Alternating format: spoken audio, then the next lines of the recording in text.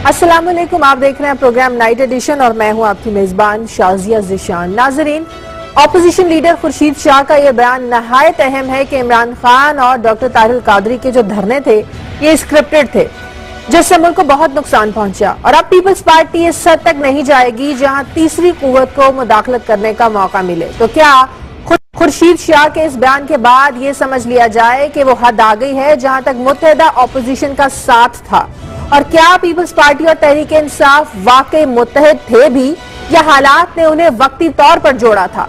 बिलावल भुट्टो और आसिफ जरदारी की हाल ही में हुई दुबई में जो मुलाकात, इसमें ये तो इत्तफाक किया गया था कि पनामा लीक्स को मंतकी अंजाम तक पहुंचाया जाएगा और जुडिशल कमीशन की तहकीकात का जो आगाज है ये वजीर आजम साहब से ही होना चाहिए। मगर सवालात ये भी उठ रहे हैं कि पीपल्स पार्टी पर खुद हज स्कैंडल से लेकर डॉक्टर आसिम केस तक लातादाद करप्शन स्कैंडल्स के इल्जामात हैं, और वो पार्टी करप्शन के नाम पर लोगों को सड़कों पर कैसे निकालेगी जब पीपल्स पार्टी के डॉक्टर आसिम जैसे मोहरे हुकूमत के पास हैं?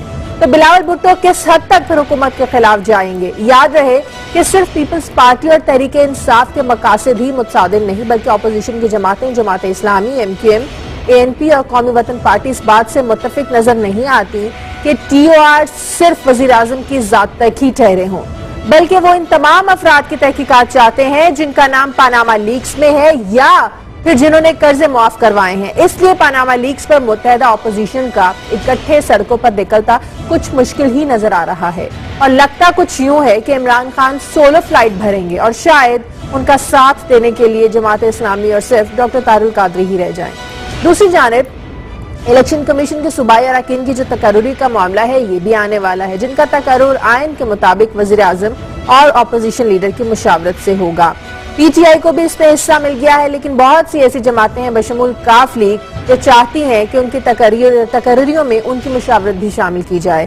तो क्या इलेक्शन कमीशन के अरकान का जो तकर्रुर है ये एक और सियासी मसला बनने जा रहा है? इस पर आज हम प्रोग्राम में बात करेंगे। प्रोग्राम के दूसरे हिस्से में बात करेंगे डॉक्टर आसिम की वीडियो लीक्स की, जिसमें वफाकी वज़ीर दाखिला चौधरी निसार ने मुल्ज़मान की वीडियो जारी करने को गैर कानूनी और गैर अखलाकी करार देते हुए सिंध हुकूमत से कहा है कि वो सुराग लगाए कि कौन सी तहकीकाती एजेंसी इन वीडियोस के लीक होने में मुलव्वस है। जवाबन मुशीर इत्तलात सिंध मौला बख्शांडियों ने इल्जाम लगाया है कि डॉक्टर आसिम के बयानात की वीडियो लीक होने की जो जिम्मेदारी है ये चौधरी निसार पर जाती है। मौला बख्शांडियों कहते हैं कि डॉक्टर आसिम वफाकी वज़ीर दाखिला के मातहत इदारों की कैद में है और इन्हें अपनी इस नाअहली की तहकीकात करवानी चाहिए। यहाँ पर यह बात अहम है कि वीडियो लीक्स पर इल्जामात और जवाबी इल्जामात की सियासत करने के बजाय तहकीकात की जानी चाहिए कि जो जेर तफ्तीश मुल्ज़मान इनकी वीडियोस जारी करके उनका मीडिया ट्रायल कौन कर रहा है, और क्या इस तरह इन केसेस पर असरअंदाज होकर इंसाफ की राह में रोड़े अटकाए जा रहे हैं? इस पर आएंगे। प्रोग्राम में मेरे साथ इस्लामाबाद से डॉक्टर शाहिद मसूद हैं, कराची से जफर हिलाली साहब मौजूद हैं, और आज लाहौर स्टूडियो में मेरे साथ मौजूद हैं मुस्लिम लीग काफ के रहनुमा तारिक बशीर चीमा साहब जो TOR कमेटी का हिस्सा है। जफर हिलाली साहब, आपसे शुरू करती हूँ। जैसा कि सब जानते हैं कि आजकल सियासत में एक ही मौजू जेर बहस है, और वो ये है कि पनामा लीक्स में TOR के मसले को लेकर एहतजाजी सियासत का, और सबसे बढ़कर ये मसला कि इस मसले पर ऑपोजिशन जमातों में इत्तफाक राय है या नहीं। खुर्शीद शाह साहब ने अब ये कह दिया कि हम लोग इस हद तक नहीं जाएंगे जहां तीसरी कुव्वत को आने का मौका मिले। तो ये तीसरी कुव्वत का ये डर खौफ क्यों है? क्या ऐसे वाकई कुछ सियासत में मुल्क की हालात नजर आ रहे हैं कि तीसरी कुव्वत आ जाए? देखिए, तीसरी कुव्वत को अगर आना था तो बड़े मौके थे उनको आने के लिए।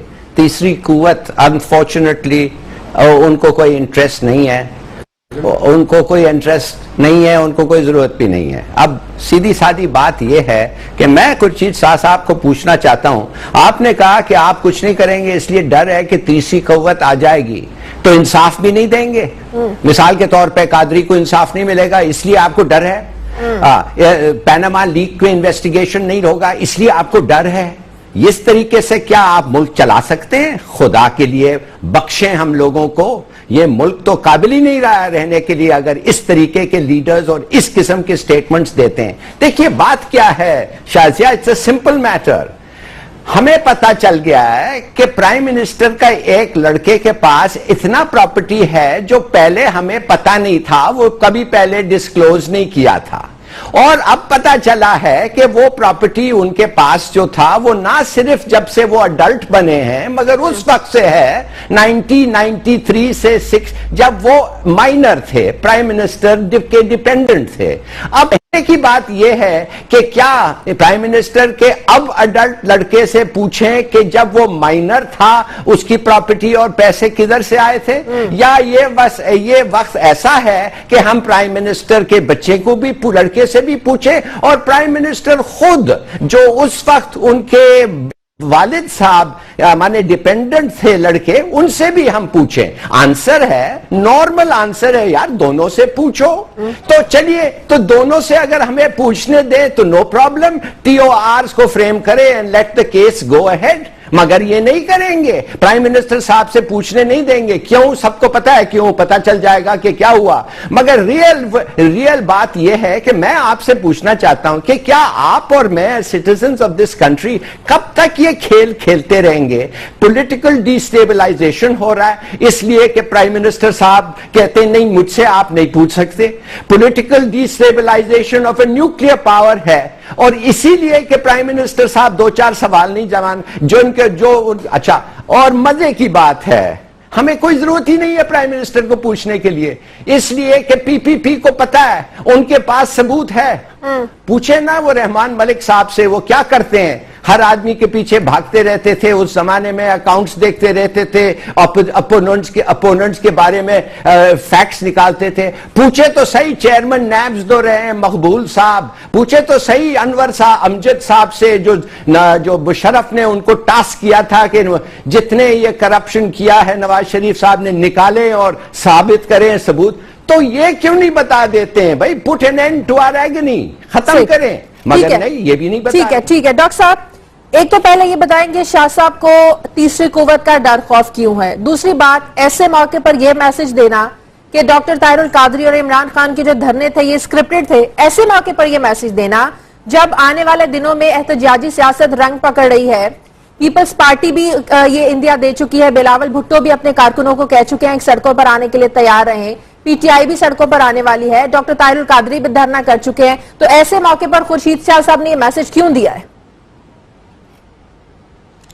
देखिए शाजिया, मैं नहीं जानता कि ये तीसरी कुव्वत का जो लफ्ज है ये किस दौर में कब किस तनाजुर में निकला था, क्योंकि गालिबन ये तो तब इस्तेमाल होता जब एक हुकूमत होती, एक अपोजिशन होती, और वो दूसरी कुव्वत होती और तीसरी कुव्वत इस्टेब्लिशमेंट होती। इस वक्त तो गालिबन एक कुव्वत जो है वो सारी की सारी आपकी पॉलिटिकल एलीट है, अशराफिया है, जिसमें आपकी ब्यूरोक्रेसी भी है, सारा का सारा करप्ट सिस्टम एक ताकत है, अवाम जो है वो दूसरी ताकत है, और मुझे लगता है कि अल्लाह ताला की जात तीसरी कुव्वत है। और इसके अलावा दूसरी तीसरी कुव्वतों की कोई डेफिनेशन अब रही नहीं है। ये सारा का सारा जो मुंह काला हुआ है ये TOR कमिटीज में और पार्लियामेंट के अंदर ये जो कुछ तमाशा इन्होंने मचाया हुआ है, उसमें कौन सी पहली दूसरी तीसरी चौथी छठी को ये कुव्वतें एग्जिस्ट नहीं करें। एक बात। दूसरी बात ये कि मुझे बड़ी शिद्दत से इस बात का अंदेशा है कि चूंकि हुकूमत स्काइप के ऊपर और ट्विटर के ऊपर और वेबसाइट्स के ऊपर चल रही है, मुझे डर ये लग रहा है कि किसी भी वक्त ये हुकूमत हैक ना हो जाए, क्योंकि सारा का सारा जो इसका काम ही चूंकि इंटरनेट पे है, तो नामालूम अफराद इसको हैक ही ना कर लें हुकूमत को, और बाद में वो ये कहेंगे जी हमें तो हैक कर लिया किसी ने। इत्तलात आ रही है कि जरदारी साहब की जो वेबसाइट थी वो भी हैक हो गई है, पीपल्स पार्टी की जो वेबसाइट थी वो भी हैक हो गई है, मुझे आपकी बात से याद आया। मुस्लिम लीग नवाज की भी हैक हो गई है, अभी जो ऑफिशियल वेबसाइट थी मेरे पास इतला आ रही है उनकी भी हैक हो गई, हुकूमत ने हैक हो गई। देखिए बात यह है कि वहां पर पूरी कैबिनेट लंदन चली गई है, पूरी कैबिनेट। अब मुझे आप ये बताएं कि इस तरह कितने दिन और चल सकता है? यानी अब आप मुझे बताएं कि अब यानी लंदन से बैठ के फिर जलसे भी कर लें। अल्लाह ताला सेहत दे नवाज शरीफ साहब को, हमारी पूरी उनके साथ दुआएं हैं और हम बार बार कहते रहे। लेकिन मसला ये कि रियासत भी तो किसी ने चलानी है। सही, ये कोई वीडियो गेम्स तो नहीं है ना, खुदा ना खास्ता आपकी जंग छिड़ जाए किसी मुल्क के साथ, तो आप वहां वीडियो गेम से बैठ के बटन चला चला के वहां से पटाखे चलाएंगे कि इसको मारो ऐसे गाड़ी। भाई मसला ये है कि किसी के ऊपर एतमाद नहीं। वो जो बात शाजिया पैरवी किसी के ऊपर, शहबाज शरीफ साहब आखिरी इतलात शहबाज शरीफ साहब ने भी ना कर दी है, वो वापस आए खामोशी से आके, जो हमारे पास इतलात है वो ये कि वो खामोशी बैठ गए आके, मियां नवाज शरीफ साहब उन पर टच करने को भी तैयार नहीं है। तो इन हाउस चेंज वो भी अपनी जगह रह गया। अभी वजीर आजम हाउस थोड़ी देर पहले उनसे बात हो रही थी कि कुछ लोगों से, तो उन्होंने कहा कि जी वो ईद से पहले वजीर आजम तशरीफ ले आएंगे, अल्लाह करे खैरियत से वो वापस आ जाएं।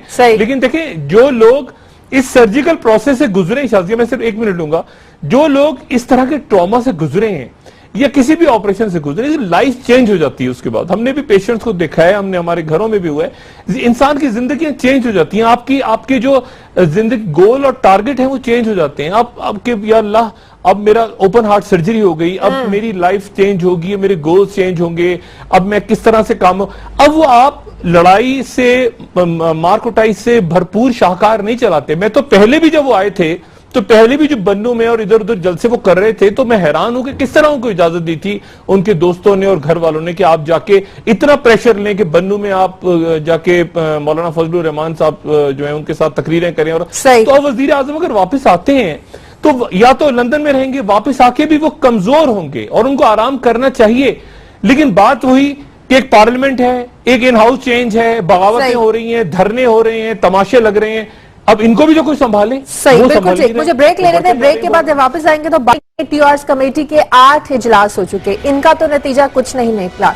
लेकिन इन इजलासों में हुआ क्या? ऑपोजिशन का हुकूमत के साथ रवैया कैसा था? हुकूमत क्या लचक दिखाने को तैयार थी? इन इजलासों की अंदरूनी कहानी है क्या? ये हमारे साथ तारिक बशीर चीमा साहब मौजूद है, उनसे पूछेंगे। एक छोटे से वक्फे के बाद हमारे साथ रहें।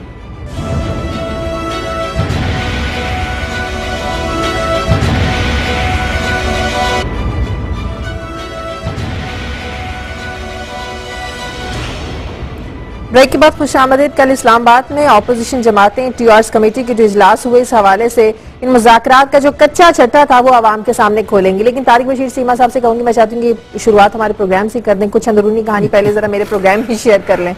चलें, थैंक यू शाजिया। इसमें गुजारिश ये है, TORs इतनी दफा डिस्कस हो चुके हैं हमारे मीडिया पे जी, अब मेरे ख्याल में इन पे डिस्कस करने वाली कोई बात बाकी अब रह नहीं गई, क्योंकि निकला भी कुछ नहीं इसमें से। अब देखने वाली सिर्फ ये बात है, या कौम इस चीज की मुंतजर है कि क्या इसमें अपोजिशन का कसूर है या गवर्नमेंट ने लहतो लाल किया है। अब इसकी एक आपको मैं छोटी सी मिसाल दे देता हूँ। लोग बीमार भी होते हैं, लोगों की सर्जरीज भी होती हैं, लेकिन कभी आपने किसी कौम में किसी रियासत को स्टैंड स्टिल होते हुए नहीं देखा होगा कि prime minister is not available, वो बाहर गया हुआ है और पीछे पूरी की पूरी हुकूमत पैरालिसिस का शिकार हो जाए, स्टैंड स्टिल हो जाए। अब उस दिन क्या हुआ कि उस दिन हमारी मीटिंग थी जिस दिन प्राइम मिनिस्टर साहब की सर्जरी थी। हम सारे अपना होमवर्क करके तैयारी करके हम गए, तो पहले 2 मिनिस्टर्स आए। उन्होंने कहा कि जनाब प्राइम मिनिस्टर साहब की चूंकि सर्जरी हो रही है तो बार बार फोन आ रहे हैं, जा रहे हैं, तो आज मुनासिब नहीं है, हम भी गमज़दा हैं, हमारे दिल भी बड़े बोझल हैं। तो वो खैर इतनी देर में हमने कहा जी ठीक है, बुलाएं, टीम को बुलाएं, आके फॉर्मल रिक्वेस्ट करें ताकि हमें पता चले कि क्या साथ हम भी जरा प्राइम मिनिस्टर साहब की सेहत के बारे में दरियाफ्त कर लेंगे कि उनकी क्या हालात है। We can also wish him speedy recovery, good health. बिल्कुल बिल्कुल। अच्छा, जब वो इसहाक डार साहब तशरीफ लाए, बाकी साहबान तशरीफ लाए, इतराज आसम साहब ने एक बड़ी मजेदार बात की, और जो वाकई उन्होंने कहा जी कि प्राइम मिनिस्टर चुन लाई थे, उनकी डेथ हो गई। And he was so popular in China, that every Chinese was in grief. कोई रो रहा था, कोई परेशान था, कोई काम पे जाना नहीं चाह रहा था। चेयरमैन मौजेतोंग ने एक फिक्रे में इन 1 सेंटेंस एक मैसेज भेजा चाइनीज को कि टर्न ग्रीफ इनटू स्ट्रेंथ। और जो चाइनीज जितना काम करता था आज उससे डबल काम करेगा प्राइम मिनिस्टर चुन लाई की याद में, उसको रिवार्ड करने के लिए। और जो 1 पहिया बनाता था उसने 2 पहिए बनाए होंगे। ये चौधरी एतराज आसम साहब ने बात सुनाई, उन्होंने कहा जी हमें कोई एतराज नहीं है, आप भले 5 दिन ब्रेक ले लें, 6 दिन ब्रेक ले लें, लेकिन आपको बताने का मकसद यह था कि आप रवैये देखें। सही, आप ये देखें कि अपोजिशन का क्या रवैया था, कितनी लचक के साथ, कितने खुले दिल के साथ। पॉइंट पे हुकूमती पॉइंट सिर्फ एक है, पॉइंट सिर्फ एक है। नहीं जी, प्राइम मिनिस्टर साहब का नाम निकल नहीं सकता, वो चाहेंगे भी ना तो वो निकल नहीं सकता ना, हम भी चाहेंगे। साहब ने तो कहा हम निकालने को तैयार है, लेकिन बात सुने ना, गुजारिश ये है, गवर्नमेंट चाहती है कि एक कमीशन भी बन जाए, इसमें निकले पड़े भी कुछ ना, इतनी एक धूल उड़े, इतना एक मट्टी गर्दा उड़े कि उसमें नजर भी कुछ ना आए, और हम फिर कहें कि जी देखें हम बिल्कुल पाक साफ होकर। अब मुझे आप ये बताएं कि प्राइम मिनिस्टर साहब जब 2 दफा कौम से खिताब कर चुके हैं, मजाक तो नहीं है, आप पार्लियामेंट में आके खिताब कर चुके हैं, आपने 3 दफा अपने आप को एहतसाब के लिए पेश किया। और बाकी आपके जो खुशामदी बैठे हुए हैं पीछे, वो कह रहे हैं जी देखें जी वो प्राइम मिनिस्टर ने पेश कर दिया, तो इसका मतलब है हम भी मॉरल वैल्यूज ना दिखाएं, सही, हम भी मॉरल एथिक्स ना दिखाएं। भाई मॉरल एथिक्स क्या है? कितने कितने मैं एक चोरी करते हुए पकड़ा जाऊं और मैं आपसे कहूं जी नहीं तफ्तीश मैंने अपनी मर्जी के मुताबिक करानी, चोर तो मैं शायद हूं या नहीं हूं, लेकिन तफ्तीश में अपनी मर्जी। तो अगर ये इत्तेफाक हुकूमत और ऑपोजिशन में नहीं हो रहा तो मामला सुप्रीम कोर्ट पे छोड़ देते हैं, फिर सुप्रीम कोर्ट जिन टीआरएस के साथ चाहे तहकीकात करवा लेना, आपका एतराज रहे ना हुकूमत का एतराज रहे। शाजिया बड़ी बदकिस्मती होगी अगर हुकूमत और अपोजिशन के माबैन टीओआरएस नहीं बनते। फिर देखें ना, फिर मामला सुप्रीम कोर्ट पे छोड़ दें, मामला आने वाले वक्त पे छोड़ दें, कुछ ना कुछ तो होना है ना। बहसियत एक पाकिस्तानी, बहसियत एक पोलिटिकल वर्कर के, I am adamant and I am of the view कि इस दफा एहतसाब होना ही होना है। एहतसाब के बगैर कोई लाहेमल का आप लोग ऐलान करने जा रहे हैं? देखिए कल तो हमने जो गवर्नमेंट के ये 2-4 वुज़रा साहबान है ना जो ये इंप्रेशन दे रहे हैं कि जी अपोजिशन जिद पड़ी हुई है, अपोजिशन ये नहीं, हम एक एक डॉक्यूमेंट के साथ कल जाएंगे और लोगों को बताएंगे के बाद कोई और इजलास होना है, कौम को बताएंगे। देखिए ये तो इट डिपेंड्स ना, इट डिपेंड्स के गवर्नमेंट का एटीट्यूड क्या है, गवर्नमेंट का रवैया क्या है, गवर्नमेंट की ख्वाहिश क्या है। अब ये देखें, मुझे नहीं समझ लग रही है, ये अलाली साहब पहले कह रहे थे, अभी आपने बात की थी, मैं जी अलाली साहब, डॉक्टर साहब I take just 1 more minute, कि अलाली साहब कह रहे थे कि जी अगर इस मुल्क में किसी तीसरी कुव्वत ने आना होता तो बहुत सारे मौके आए। मेरा सवाल है एक तीसरी कुव्वत से भी, चीफ जस्टिस ऑफ पाकिस्तान से भी, बहसियत एक पाकिस्तानी के, ये सानिया मॉडल टाउन हुआ था, आपने भी देखा, हमने भी देखा, उन्होंने भी देखा, कौन सा पाकिस्तानी है जिसने नहीं देखा? यकीन करें कि मुझे आज तक ये समझ नहीं आई, मैं आज तक इस बात का जवाब नहीं ढूंढ सका कि जितने वो हजरात जो मैटर करते हैं इस मुल्क में, चाहे वो चीफ जस्टिस हो, इनको रात को कैसे नींद आती होगी? वो सारा कुछ देख के, मौका था तीसरी कुव्वत के आने वो का। देखें ना, सारा कुछ देख के इनको रात को कैसे नींद आती होगी कि आज तक सिवाय चंद सिपाहियों के, चंद थानेदारों के, इन्होंने तमाशा बनाया। ठीक है, वापस टीआरएस पर आते हैं। जफर इलाली साहब, कल ये लोग तो बताने जा रहे हैं कि मुज़ाकरात की कहानी क्या थी, जिस सिटिंग में क्या हुआ, हुकूमती रवैया क्या था। अगर ऑपोजिशन और हुकूमत में इत्तेफाक नहीं हो पा रहा तो मामला क्या वाकई फिर सुप्रीम कोर्ट पे छोड़ देना चाहिए? और ये सियासी जमातों की जाहिर है बहुत बड़ी बदनामी होगी। शाजिया, सुप्रीम कोर्ट को तो खुद, जैसे हमारे और लोग इस पैनल पे कहा है, हम सब सोच रहे थे कि सुप्रीम कोर्ट खुद आके कहेगा कि हमारा हक बनता है इस मैटर में इंटरवीन करना, सुओ मोटो जो भी। अब ये कहना कि ये गवर्नमेंट सुप्रीम कोर्ट को रिफर करेगा मामला, मेरे ख्याल में अगर सुप्रीम कोर्ट को ये गवर्नमेंट रिफर करेगा, सुप्रीम कोर्ट क्या करेगी? अगर सुप्रीम कोर्ट इंसाफ करना है, सुप्रीम कोर्ट तो हमें पता है क्या करना चाहिए, तो सुप्रीम कोर्ट क्या कहेगी? एक दफे तो उसने कह दिया ये हमारा मामला नहीं है, आप फैसला करें और टीओआर दिखाएं और साथ साथ लेजिस्लेशन पास करें। अब सुप्रीम कोर्ट को, जैसे मैंने एक दिन पहले कहा था, सुप्रीम कोर्ट को तो फिर आप वापस करें और उनको मैंडेट करें कि आप टीओआरस बनाएं, लेजिस्लेशन फ्रेम करें, हम उसको पास करेंगे, इंक्वायरी कमेटी बनाएं, इंक्वायरी कमीशन बनाएं और उस कमीशन को मॉनिटर करें। क्या सुप्रीम कोर्ट ये करने के लिए तैयार है? और इसलिए 3 महीने से नहीं किया है कि उनको किसी ने पूछा नहीं।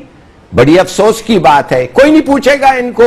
और मैं फिर आपसे पूछना चाहता हूं, खुर्शीद शाह और ऑपोजिशन प्रेस कॉन्फ्रेंसेस क्या दे रहे हैं, क्या कहेंगे? बहाने बनाएंगे कि इस सिस्टम को किसी तरह, इस सिस्टम को जिधर फ्रैंकली पार्लियामेंटेरियंस का जितना मजा है किधर भी नहीं है, इस सिस्टम को कंटिन्यू करना चाहते हैं जिधर इंसाफ नहीं है। और देखिए, अगर उन्होंने कुछ ऐसी टेढ़ा, कुछ ऐसा पेचीदा मामला कहा कि नहीं ऐसे होगा कि उनको नहीं पूछा जाएगा मगर उसको पूछे जाएगा। You remember one thing Shazia, इंसाफ जो होता है या मिलता है या नहीं मिलता है, Either you are pregnant or you are not pregnant, और इंसाफ अगर नहीं मिला सबको पता चलेगा कि नहीं मिला, and then it's impossible for this situation to continue. सही। योर कमेंट डॉक्टर साहब?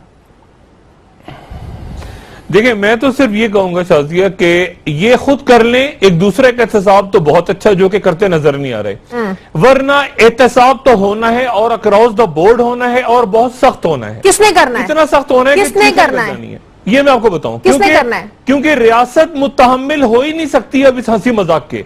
या तो आप हंसी मजाक कर लें या आप रियासत को चला लें। हुकूमत के अंदर बैठे बैठे बैठे बैठे मस्ती चढ़ गई है, लोगों को दिमाग में खन्नास चढ़ गई है। इतना पैसा इस मुल्क में या तो बंदा फाके से मर रहा है या बदहजमी से मर रहा है, या रोटी नहीं मिल रही या ज्यादा रोटियां मिल रही हैं। बात यह है कि एहतसाब तो होना है, और अगर अक्रॉस द बोर्ड दहशतगर्दों का भी होना है। ये जो बात आप कह रही थी कि वीडियो लीक, सफराना आइन का आर्टिकल, ये 25-25 करोड़ रुपया लेके वकला हजरात केस लड़ रहे हैं, कानूनी मुशकाफियां, मुल्क चलाना है आपने सीधा, आप मुल्क सीधा चलाएं, बिल्कुल स्ट्रेट बात और स्ट्रेट फॉरवर्ड। ये फॉरेन पॉलिसी है, ये सिक्योरिटी पॉलिसी है, ये फाइनेंशियल। यानी आज मैं सुन रहा था एक वफाकी वजीर की बात, वो अजीबोगरीब बातें शुरू कर दी, साजिश कर रहे हैं। ओ भाई, आपने मुल्क को माशी कर्जों की दलदल में धकेल दिया है, ये कोई साजिश है? ये कोई साजिश है कि पाकिस्तान का हर बच्चा 1.25 लाख रुपए का मकरूज हो गया? ये कौन सी साजिश है? आपके सारे पड़ोसी आपके दुश्मनों के बैठ गए, ये कोई साजिश का? साजिश तो आप खुद कर रहे हैं, साबिक साजिश तो हमारे हुक्मरान कर रहे हैं, हमारी अशराफिया कर रही है इस रियासत के खिलाफ। अब दूसरों को उसने बैठ के जब आपके गिरबान पे हाथ पड़ता है, लोग सवाल पूछते हैं, तो आपको साजिश नजर आने लगती है। साजिश के तहत तो आप हुकूमतों में आते हैं। ये एनआरओ क्या था? साजिश नहीं थी तो आप साजिशें करते हैं, मुझे ब्रेक लेने दें। आप पटवारी खरीदते हैं, आप वोट साजिश खुद आप करते हैं और हुकूमतों में आ जाते हैं और फिर उसके बाद शोर करते हैं। जी जी डॉक्टर साहब, मैं आपकी इंफॉर्मेशन के लिए और हलाली साहब की इंफॉर्मेशन के लिए, ये जो गवर्नमेंट ने सजेस्ट किए हैं ना, एक्ट जो सजेस्ट किया, वो पता नहीं आपकी नजर से गुजरा है कि नहीं गुजरा, वो भी पढ़ने वाला है, जिसको अर्ज ऑनलाइन जी जी बिल्कुल जिसको चीफ जस्टिस साहब ने लिखा है कि ये टूथलेस कमीशन होगा, वो मनोन वो बना के बीच में एक सेक्शन 9 दे दिया है कि अगर अपोजिशन एग्री करे तो सेक्शन 9 के तहत हम ये पावर्स जो है ना इस कमीशन को दे सकते हैं। वो बजाते खुद एक पढ़ने वाला एक्ट है। वो अगर आपकी नजर से नहीं गुजरा, जब आपकी नजर से गुजरेगा, then you will come to know कि गवर्नमेंट इसमें कितनी संजीदा है, कि जिसको चीफ जस्टिस साहब ऑलरेडी ठुकरा चुके हैं, उसी को फ्रेम करके दोबारा बीच में एक सेक्शन 9 ने ऐड कर। मुझे ब्रेक लेने दें, ब्रेक के बाद जब वापस आएंगे तो बात कि आखिर पाकिस्तान पीपल्स पार्टी करप्शन के खिलाफ आवाज कैसे उठाएगी, जबकि पाकिस्तान पीपल्स पार्टी पर खुद हाजी स्कैंडल समेत बहुत से करप्शन के इल्जामात हैं, जिसकी सबसे बड़ी मिसाल डॉक्टर आसिम का केस है। तो ऐसे में पीपल्स पार्टी आवाम को सड़कों पर कैसे निकालेगी?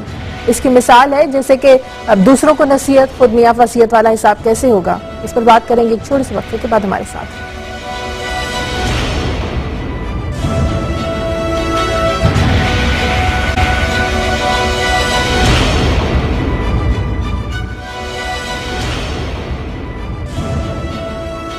ब्रेक के बाद खुशामदीद। इलेक्शन कमीशन के सूबाई अरकान के तो जो तकर्रुरी का मामला है, ये मामला भी उठने वाला है, ये भी हम अपने प्रोग्राम में डिस्कस करेंगे। लेकिन इससे पहले जफर हिलाली साहब, ब्रेक से पहले जो मैंने सवाल छोड़ा था, मैं चाहती हूँ इससे पहले आपसे जवाब ले लूं, फिर डॉक्टर साहब के पास भी जाऊंगी। क्या पाकिस्तान पीपल्स पार्टी ऐसे हालात में जब खुद करप्शन के इल्जामात में मुलविस है, लोगों को, आवाम को सड़कों पर निकाल सकेंगे? एक आदमी नहीं आएगा इनके पीछे। अच्छा, पहले तो मुझे बताएं इनके कौन से लीडर्स आएंगे, लोग ले आएंगे, उस लीडर का नाम तो बताएं। क्या खुर्शीद शाह साहब आएंगे? और फॉर गॉड सेक, सब लोगों को पता है। आपको तो मेरे ख्याल में शाजिया, मैं समझ सकता हूं आपने ये सवाल क्यों पूछा है, ठीक पूछा है, मगर अगर आप सिंध में रहते और खासतौर इंटीरियर सिंध में, तो आप ये सवाल कभी नहीं पूछते रिगार्डिंग कितना करप्शन है और क्या पीपीपी कुछ कर सकता है कि नहीं। मैं, आप अगर कभी आए इधर तो 1-1.5-2 घंटे तक लाइन इतना बड़ा होगा, लोगों को इंस्टेंसेस ऑफ करप्शन, कौन सा कनाल किधर डाइवर्ट, कितने पैसे दिए गए जब वो किसी मिनिस्ट्री को जाते हैं, कितने पैसे लिए गए अपॉइंटमेंट के लिए, करप्शन। माय गॉड, पीपीपी और करप्शन सिंध में, इट इज अनबिलीवेबल। मैं आपको बताता हूं कि ये जो रॉबिन राफेल थी, US assistant secretary of state, ये मैं उनसे जानता था फ्रॉम मेनी इयर्स बिफोर, जब मैं जूनियर था इंडिया में। इसका मियाँ आर्नल्ड राफेल जो मारे गया जियाउल हक के साथ क्रैश में, ही वाज आल्सो काउंसलर या फर्स्ट सेक्रेटरी। तो हमारी दोस्ती हो गई, फिर बाद में मेरा पोस्टिंग भी हुआ था न्यूयॉर्क, वॉशिंगटन में।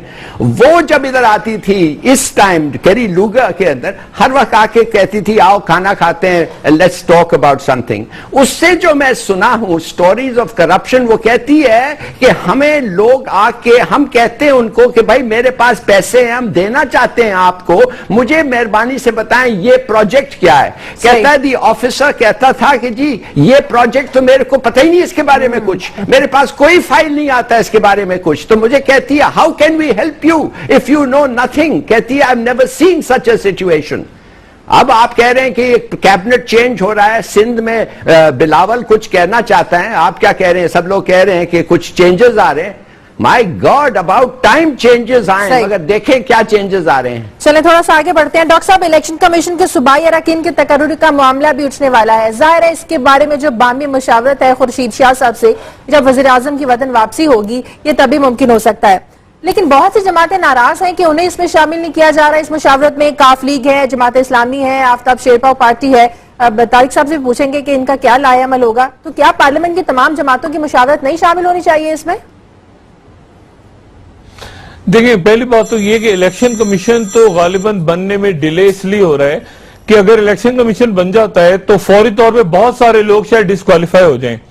यानी आपको पता है कि इस वक्त ख्वाजा आसिफ साहब का मसला चल रहा है, कैप्टन सफदर साहब का मामला है और बहुत सारे, तो कुछ डिस्क्वालिफिकेशन से भी डर रहे हैं कि जब तक इलेक्शन कमीशन ना ही बने जितनी देर तो उतना बेहतर है। अभी कौन से फौरी तौर पर ये डिस्क्वालिफिकेशन से डर रहे हैं, एक बात। दूसरी बात, जो आपने करप्शन की बात की, जी आवाज आ रही मेरी? जी जी आ रही है डॉक्टर साहब, मुझे आ रही है आपकी आवाज। जी मैं दूसरी बात जो आपने करप्शन के हवाले से, सिंध के हवाले से की, देखिए बात बिल्कुल क्लियर है। सिंध के अंदर एक अजीब व गरीब सा मामला है कि ऊपर खबर चल रही है कि सिंध के अंदर हुकूमत में बेहतर तब्दीली, और नीचे खबर आ रही है निसार मोराई ने बताया कि मैंने इतने करोड़ और इतने अरब रुपए बाहर भेज दिए। ऊपर खबर चल रही है गुड गवर्नेंस के लिए पता नहीं किसी ने किस जगह का दौरा किया। नीचे खबर चल रही है डॉक्टर आसिम हुसैन को की जो है वीडियो। ये किस तरह कब तक चलेगा तमाशा? यानी आप देखें कि अब इस मरहले में जाके 2008 में गवर्नमेंट बनी थी, 2016 के अंदर जाके ख्याल है ओ ये तो हमने ठीक है, जो सड़कें खराब है, अच्छा जी पानी नहीं मिल रहा लोगों को, अच्छा जी ये लोग जो हजारों मर गए ये सड़कों पे क्या हार्टवेल से मरे थे, ये इनको तो गोलियां नहीं मारी थी। ये किस तरह के लोग हैं और किस तरह पागल समझते हैं ये मुल्क के 20 करोड़ आवाम को? मेरा ख्याल है ना इस किस्म की कोई तब्दीली इनके हाथ में है, ना लोग इनकी गिमिक से अब मजीद मुतासिर होंगे। लोग सिर्फ एक बात डिमांड कर रहे हैं और वो एहतसाब अक्रॉस द बोर्ड सबका, और जिसने कर्जे माफ करवाए हैं, जिसकी पनामा लीक्स हैं, जिसकी ऑफशोर कंपनीज हैं, जिसकी बाहर जायदादें हैं, अक्रॉस द बोर्ड। और मैं तो कहता हूं कि समरी मिलिट्री ट्रायल हो, छोटे छोटे ट्रायल हो, स्पेशल कोर्ट्स हो, 15-15 दिन में फैसले करें और उसके बाद जिसको रिहा करना है रिहा कर दें बेकसूर को, और पकड़ना है तो उसको पकड़ें, पैसा निकलवाएं और 20-25 साल के लिए जेल भेजें डिस्क्वालीफाई करके, सीधा सीधा अगर आपने रियासत को चलाना है। सही डॉक्टर साहब जो बातें कह रहे हैं कि हकीकतन तमाम अपोजिशन में इस बात पर इत्तेफाक राय है कि अक्रॉस द बोर्ड एहतसाब होना चाहिए और तमाम पहली बात तो ये है कि अक्रॉस द बोर्ड पे इत्तेफाक हो या ना हो, क्या होना नहीं चाहिए? बिल्कुल होना चाहिए। तो जब सब कह रहे हैं कि होना चाहिए, चाहे ऊपर से कह रहे हो, चाहे अंदर से कह रहे हो, दिल से कह रहे हो, आखिर ये किस तरह शुरू होना है, किस तरह शुरू होना है? मुझे हमें तो ये समझ नहीं लग रही कि सियासतदानों को सारा दिन गालियां पड़ती हैं, ब्यूरोक्रेट्स हैं वो भरे हुए हैं करप्ट लोगों के साथ। कौन सा इदारा है जिसमें करप्शन नहीं है? लेकिन एहतसाब के अमल पे जब आते हैं तो वजीर आजम साहब कहते हैं मैंने अपने आप को पेश कर दिया, हम कह रहे हैं हमसे शुरू करें, फलाना कह रहा है मुझसे शुरू करें, शुरू नहीं हो रहा। पहली बात तो यह करप्शन के मामले में वी आर वेरी क्लियर। हम जिन TORs पे डिमांड कर रहे हैं कि नवाज शरीफ का एहतसाब हो, उन्हीं TORs पे हमने लास्ट मीटिंग में इनको ऑफर की थी कि उन्हीं TORs पे चौधरी शुजात हुसैन का, अपना इमरान खान का, सराजुल हक का, इनका इकट्ठा शुरू करें। ठीक है, अगर इत्तेफाक राय नहीं होता, अगर इत्तेफाक राय नहीं होता, आपकी जमात PTI के साथ होगी, हम बिल्कुल 100% साथ हैं। आप लोगों को इस बात का यकीन है कि पीपल्स पार्टी आप लोगों का साथ देगी? ये जो आपको ये जो मीडिया इंप्रेशन देता है ना जी कि PTI अकेली रह जाएगी, सोलो होगा या फला अकेला रह जाएगा, नहीं, we are with them. Khurshid Shah साहब के जो बयान के इशारे हैं, आज के दिन तक का तो मुझे पता है, आज चूंकि मेरा चौधरी एतजाज हसन साहब के साथ हम सुबह शाम उठते बैठते हैं मीटिंग्स के हवाले से, they are on one page. हम ये कहेंगे पीपल्स पार्टी के अपने अंदर कंसेंसस नहीं। पहली बात तो ये है। दूसरी बात मैं करूं इलेक्शन कमीशन के हवाले से, डॉक्टर साहब का मुझे नहीं पता चला, मुझे उस वक्त आवाज नहीं आ रही थी क्या उन्होंने अपना वो पॉइंट ऑफ व्यू दिया। मुझे अब ये बताएं, ये आपकी डॉक्टर साहब गली ने कहा था कोई चाहेगा नहीं अभी इलेक्शन कमीशन की तश्कील होगी, बहुत से लोग ठीक फारिग है। हो जाएंगे। बाकी इन दूसरी सबसे बात निकाला। दूसरी बात यह है कि ये किस तरह नामजद कर सकते हैं। अगर एक एक मेंबर की पार्टी भी है, जितनी पार्लियामेंट के अंदर पॉलिटिकल पार्टीज हैं उन सबको, ये सब स्टेक होल्डर्स हैं, सबके स्टेक्स हैं। उसके बाद सबसे ज्यादा स्टेक्स, पावरफुल स्टेक है पाकिस्तान के अवाम की। सही। आप इस गली का नाम नहीं रख सकते जब तक आप इस पूरे मोहल्ले का कंसेंसस या अक्सरियत की राय नहीं लेंगे। ये कानून है, कानून है ये। ठीक है। तो आप इलेक्शन कमीशन बनाने जा रहे हैं, आप नामजद जितने भी अरकान हैं जिनको आप रिकमेंड कर रहे हैं वो आप तशहीर करें, उनकी पब्लिक का पॉइंट ऑफ व्यू लें, सिविल सोसाइटी का लें। तबलीग को शामिल नहीं किया, जमात इस्लामी को जी, शामिल नहीं बहुत सारी किया। पॉलिटिकल पार्टीज हैं, बहुत सारी पॉलिटिकल 6-7 पॉलिटिकल पार्टीज हैं, और जो पॉलिटिकल पार्टीज पार्लियामेंट के अंदर नहीं है उनका तो नामो निशान ही नहीं है ना कहीं पे, लेकिन they are all stakeholders. सही। तो अब बात यह है कि जिस दिन ये मुजवजा जो नाम होंगे वो टॉक शोज पे डिस्कस होंगे, वो सिविल सोसाइटी डिस्कस करेगी, आम आदमी डिस्कस सुनेगा, एक राय बनेगी, एक ओपिनियन बनेगी इस मुल्क के अवाम की जिन्होंने वोट डालना है। तो ये मेरे ख्याल में इससे तो ज्यादा, और ये जो सिलसिला है ना जी, इस तरीके से मुकमुका कि पंजाब का मेंबर, हम समझे कि एक पंजाब और का सियासी मेंबर, मसला बनने जा रहा है, पंजाब अगर का आप लोगों को मेंबर शामिल इनका नहीं बन करेंगे। जाए, सिंध का मेंबर फलाने का बन जाए, केपीके का मेंबर फलां बन जाए, ये आई डोंट थिंक दिस। हिलाली साहब कुछ कहना चाह रहे हैं, फिर मुझे ब्रेक लेने। हिलाली साहब जी जल्दी से 2 पॉइंट्स जल्दी से। एक तो मुझे समझ नहीं आ रही है कि इतने कंट्रोवर्शियल आदमी को, परवेज रशीद साहब को इन्होंने चेयरमैन ये कर दिया, अपॉइंट कर दिया। भाई परवेज रशीद साहब के जो he has personal differences with leaders of parties, बड़े लोग हैं, मिसाल तौर इमरान खान साहब जो उनका ये पर्सनल डिफरेंसेस हैं। अब आप खुद सोचिए, ऐसे आदमी को आपने कहा है कि अपॉइंट कर दिया है चेयरमैन, वो क्या इत्तेफाक होगा, किनको लाएगा, किनको मनवाएगा। ये तो मुझे दिस वन स्टेप सजेस्ट कि ये सीरियस नहीं है। दूसरी बात जो मैं समझता हूं, देखिए हमें इलेक्शंस में क्या चाहिए शाजिया, हमें वेल मैनेज्ड इलेक्शंस चाहिए। मेरे ख्याल में आप ये पॉलिटिकल पार्टीज को रखें, पूरी जिसको भी आप रखें, आपको 4 आदमी ऐसे नहीं मिलेंगे जो सब लोग इत्तेफाक करते हैं, एग्री करते हैं। आपको लोग कहते हैं कि पुराने सीजेस को रखें, पुराने आर्मी चीफ्स को रखें, शायद that's a point of view. मैं समझता हूं आपको क्या करना चाहिए, वेरी सिंपल, आप कॉर्पोरेट प्रोफेशनल्स जो मैनेज कर सकते हैं लोगों को और सिनारियोज को, इलेक्शंस को, मिसाल के तौर पे जो लोगों को मैनेज कर सकते हैं उनको बुलाएं, प्रोफेशनल्स। आप टेंडर्स मंगवाएं, I am going to manage the election, और उनको फौज दें, और फौज के साथ में आ गई है, जहां पे मसाइल उनसे हल नहीं हो रहे, वो कह रहे हैं कि हमारे खिलाफ साजिश हो रही है, वो सरेंडर कर गए, उन्होंने जाना है, ज़हनी तौर पे वो तैयार हो गए जाने के लिए। जब आप कहते हैं ना कि हमारे खिलाफ साजिश हो रही है,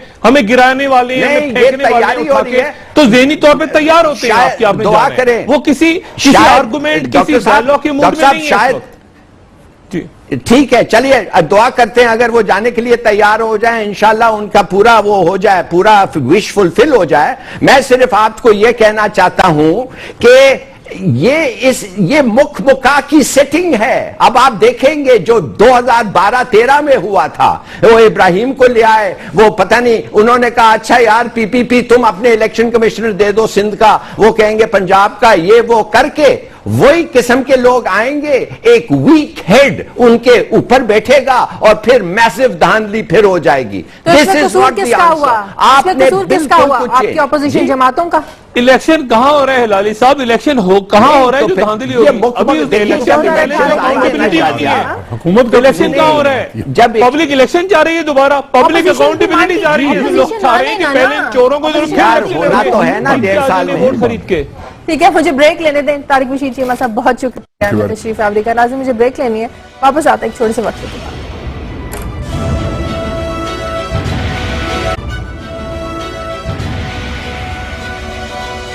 ब्रेक के बाद खुश आमदीद। डॉक्टर साहब, चौधरी निसार को मुल्जमान की जो वीडियोस लीक हो रही हैं, इन पर बड़ा ताजुब का इजहार कर रहे हैं। वो डॉक्टर आसिम केस को लेकर वो सिंध हुकूमत को कह रहे हैं कि वो इसकी तहकीकात करे, लेकिन हमारे जो जहनों में सवाल उठ रहा है वो ये है कि सिंध हुकूमत इस वाक़े की कैसे तहकीकात कर सकती है? जो डॉक्टर आसिम है वो सिंध हुकूमत की कस्टडी में तो नहीं है, वो तो रेंजर्स की कस्टडी में है, और रेंजर्स किन के मातहत है? इंटीरियर मिनिस्ट्री के मातहत। तो फिर सिंध हुकूमत कैसे इस मामले की, इस वाक़े की तहकीकात कर सकते हैं कि डॉक्टर आसिम की वीडियोस कैसे लीक हो रही है, दूसरे मुल्जमान की वीडियोस कैसे लीक हो रही है?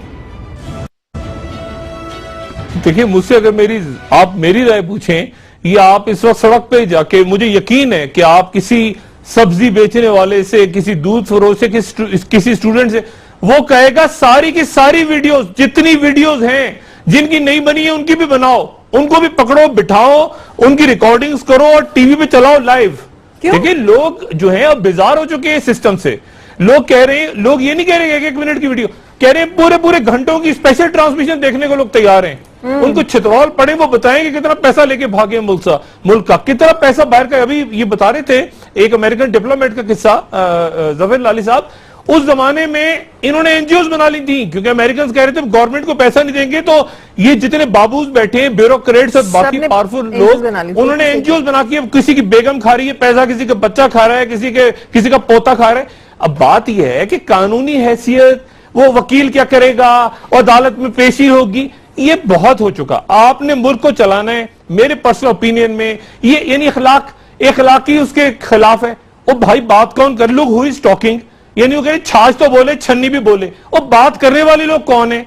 यानी एक नंबर के चोर उचक्के बदमाश, और बातें क्या कर रहे हैं अखलाक की, ये उसके खिलाफ है जी, आइन के खिलाफ है, कानून के। यानी आपने 200 बंदा मार दिया, 1-1 अरब रुपया लूट के ले गए एक दिन के अंदर, वो आपको पता नहीं है या कोई याद नहीं है, और आपको अचानक यार छुई मुई बन गए, नाजुक, ओहो जी मेरी वीडियो चल गई, ओ जी मैं तो पता नहीं था, मैं दवाई खाई हुई थी, मैं तो सो रहा था, टोपी पहन के आ गए, सारी जिंदगी लोगों को टोपियां कराई और आखिर में जब पकड़े गए तो टोपी पहन के आ गए। ये क्या तमाशा है? तो मेरा तो ख्याल ये है कि ये छोटी छोटी लीक्स बंद होनी चाहिए, स्पेशल ट्रांसमिशन 24 घंटे की सबकी चलनी चाहिए लाइव, जो नहीं भी पकड़े गए उनको भी बिठाएं टीवी चैनल पे, सारे के सारे चलाएं। डॉक्टर साहब, और मेरे ख्याल से लोग डॉक्टर साहब, देखिए डॉक्टर साहब, मैंने एक्चुअली प्रपोज किया था कि जब आप करप्शन की ट्रायल करते हैं तो मेहरबानी से, जैसे अमेरिका में पब्लिक ब्रॉडकास्टिंग कोऑपरेशन होता है, वो जो होता है वो फ्रीली वो पूरा ट्रायल को कवर करता है। ये ट्रायल्स आप देर रात, जैसे पार्लियामेंट्री प्रोसीडिंग्स ब्रिटेन में कवर होते हैं दिन रात, ये आप लगा दें एक कैमरा, और मैं कहता हूं रेटिंग्स में it will become the most popular show in all of Pakistan. और ये सब जो आके इनके कन्फेशंस, ये 90% तो सच है। देखिए मैं आपको एक बात बताता हूं, ये जो कन्फेशन किया था आसिम साहब ने ये टप्पी के बारे में, खुदा के लिए ये तो कुछ नहीं है कि 600 रुपया के लिए, 1000 रुपया के लिए एक मेडिसिन बेच रहा है जो 600 रुपये के लिए बेचना चाहिए था। That's nothing, that's chicken feed.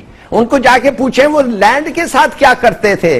भाई मेरे साथ जब एक ये यूटिलिटी कॉर्पोरेशन का हेड, मैं नाम नहीं लेना चाहता उससे, फॉर्मर हेड ऑफ KWSB, वो बैठ के मुझे कहा है कि 1 crore per day was the कमाई from illegal corruption. 1 crore per day, मैं मान ही नहीं सकता था। वो क्या, वो कसम खा रहा था, वो हज करके आया है, वो पता नहीं कितने चूहे, वो बिल्ली जो भी होते हैं, मगर वो हज करके आया है कि 900 चूहे। कहने की बात सिर्फ ये है, इट इज ऑल ट्रू। ये बेचारे रेंजर्स करे क्या, ये खुद बोलते हैं उनको जब वो आता है। लेकिन वीडियोस कहां से लीक हो रही है लाली साहब? बात करो चौधरी निसार को कोई ये तो जवाब दे दे, वीडियोस लीक कहां से हो रही हैं? I don't think Chaudhry Nisar, मुझे क्या पता कौन लीक कर रहा है। सबको डर लग रहा है कि आगे जाके वीडियोस बन के वो भी ना लीक होनी शुरू हो जाए। इसीलिए मेरा सजेशन है कि इनको बिठा के लाइव कन्फेशंस करवाएं सबके। और ये कौन से आइन कानून, जब सरों में गोलियां मार रहे थे लोगों के और सिक्योरिटी फोर्सेस के और पुलिस वालों के, जब सरों में गोलियां मारते तो इखलाक उस वक्त याद नहीं आ रहा था, उस वक्त कानून इनको आइन याद नहीं आ रहा था। जिस भत्ते ले रहे थे और पैसे लूट रहे थे और कराची का पानी बेच रहे थे और कब्जे कर रहे थे, जगह जगह चाइना कटिंग कर रहे थे, उस वक्त कोई असूल, कोई कानून नहीं था। जब पकड़े जाते हैं तो जी हमें इतने दिन हो गए, हमारा जिस्मानी रिमांड। जब लोगों को बिठा बिठा कर टॉर्चर कर रहे थे, अगवा बराए तावान हो रहा था, अपनी निजी जेलों में इन इंसानों को जानवरों से बदतर उसका सलूक करते हैं, उस वक्त इनको खुशी याद नहीं आता। ओ जी कस्टडी में मेरे साथ ये हो गया, मेरे साथ फलां हो गया। मैं तो कहता हूं देखिए पाकिस्तान में ऐसा वक्त आ गया, अगर जजा और सजा का कोई निजाम है, जिसमें मेरा कामिल ईमान है कि ये पूरी कायनात दुनिया जजा और सजा के निजाम से चल रही है। ये मुल्कों की हुकूमत कायनात, अगर सूरज थोड़ा सा डिले हो जाए, चांद सूरज से डिले, सिस्टम के तहत, जब अगर सिस्टम नहीं बनाते मुल्क में, रियासत आगे नहीं चल सकती। ये छोटी छोटी बग बग टिक टिक पिक पिक इससे निकले बड़े बड़े मुर्गों को पकड़े और अल्लाह का नाम लेके और ये छोड़ दें छोटी बातें, फलानी बात ये लीक हो गया, वो होते चीख रहा है मेरा जी, मैंने तो, ये फजूल की बातें सारी। लोग अब इनसे बेजार हो गए। पकड़े अक्रॉस द बोर्ड, अकाउंटेबिलिटी करें, गुड गवर्नेंस लेकर आए, इंस्टीट्यूशंस को बनाएं, दैट्स इट। इधर इस मुल्क में मैं सीरियस हूं, इस मुल्क में एक ट्रूथ और रेकंसिलिएशन कमीशन बनाए जिसमें आप लोगों को दावत देंगे और उनको कहेंगे कि आप आके सच बताएं, आपके खिलाफ कोई एक्शन नहीं होगा। आपको मैं बताता हूं, राइट नाउ मैं आपको बताता हूं कि मुझे एक मैसेज आया कि एक मेरा दोस्त जो ऊंचे ओहदे पे था, वो कह रहा है कि ये election commission concept has failed. मैं बहुत एक्शन लेना चाहता था लोगों के खिलाफ, मगर मुझे नहीं लिया गया। मेरे पास सबूत था कि वो वोटों किस तरीके से दल रहे थे और वो क्या कर रहे थे, मगर मुझे लेने नहीं दिया। देखिए, जो लोग जो at a very high post में इनकी बात कर रहा हूं, तो जो लोग ऐसे चीजें कहते हैं आपको, उस वक्त भी कहते थे, अब कह रहे हैं, और आंसू आ रहा था उस आदमी को कि देखो मेरा नाम मिट्टी हो जाएगा, इसलिए ostensibly I am suppose to be in charge. मैं 3 दफे उनसे ये मांगा, रिक्वेस्ट किया, उन्होंने कहा आपके ख्याल में ऐसा कानून बन जाना चाहिए, जो सच बोले तो उसको सजा नहीं होनी चाहिए, उसको रिलीफ मिल जाए? Let them go, let them go. नहीं, एक मिनट लाली साहब, ये सच बोलने वाला ये वो मसला है जहां किसी ने मजबूरी के तहत, लेकिन ये उसको प्ली बार्गेन के साथ ना मिलाने लोग। हाँ। कि जी हमें माफ कर दो, हमने इतनी प्ली बार्गेन ना करें, वाला हिसाब हो गया ना, एक दूसरे अंदाज में, वजह से करप्शन खत्म नहीं हो रही है। लाली साहब कर रहे हैं। हाँ ठीक है डॉक्टर साहब, आई एग्री विद यू। सही, ठीक है, बहुत शुक्रिया जफर लाली साहब। डॉक्टर शाहिद मसूद साहब, प्रोग्राम का वक्त खत्म हो गया है। नाइट एडिशन से शाज़िया ज़ीशान को इजाजत दीजिए।